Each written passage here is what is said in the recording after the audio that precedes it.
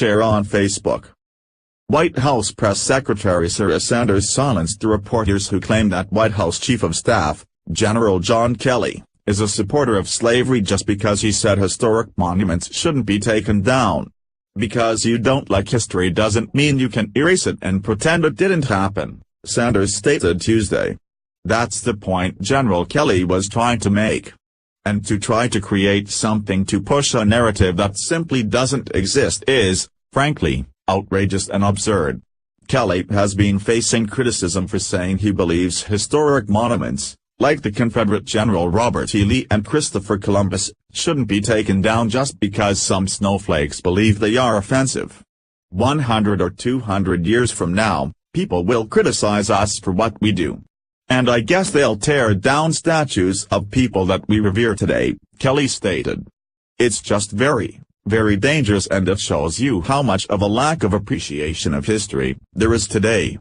Kelly was criticized also for claiming that the inability to compromise was the reason which prompted the Civil War. The lack of an ability to compromise led to the Civil War, and men and women of good faith on both sides made their stand where their conscience had them make their stand, he said.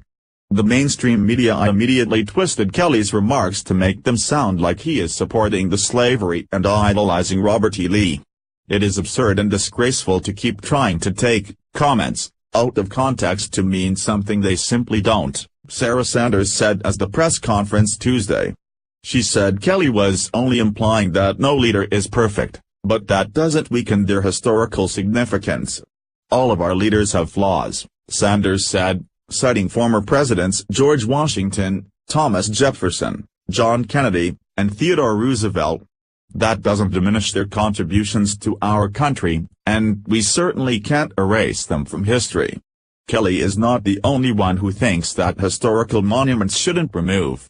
Charles Barkley attacked the Antifa for tearing down the monuments they suddenly find offensive and racist. That is wasted energy, said Barkley, who has voted mostly for Democrats. I'm not going to waste my time worrying about these Confederate statues. When asked what should happen to the Confederate statues, Barkley said, I am 54 years old. I've never thought about those statues a day in my life. If you ask most black people, they haven't thought a day in their lives about those stupid statues. The liberals were fine with these statues while Obama was the president, but when Donald Trump became president they suddenly felt these monuments are racist.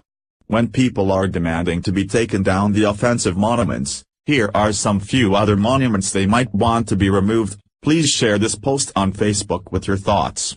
What is your opinion on this? Scroll down to comment below. Share on Facebook.